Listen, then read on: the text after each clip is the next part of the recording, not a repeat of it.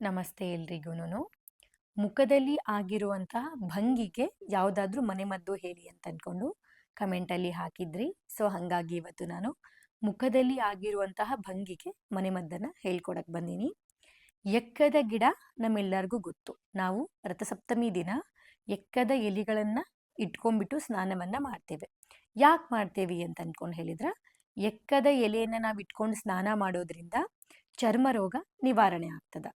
So ಹಾಗಾಗಿ ನಾವು ರಥಸಪ್ತಮಿ ದಿನ ಎಕ್ಕದ ಎಲೆಯನ್ನು ಇಟ್ಕೊಂಡ್ಬಿಟ್ಟು ಸ್ನಾನವನ್ನು ಮಾಡ್ತೇವೆ.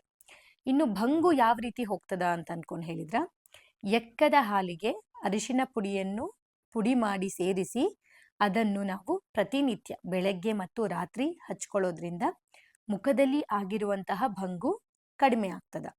ಯಾರಿಗೆ ತುಂಬ ಭಂಗಿ ಇರ್ತದ ಅವರು ಇದನ್ನು ಟ್ರೈ ಮಾಡ್ರಿ.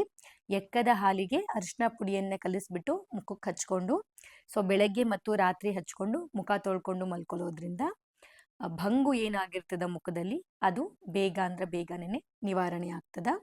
ಮತ್ತೆ ನಾನು ನೆಕ್ಸ್ಟ್ ವಿಡಿಯೋದೊಳಗೆ ಸಿಗ್ತೇನೆ.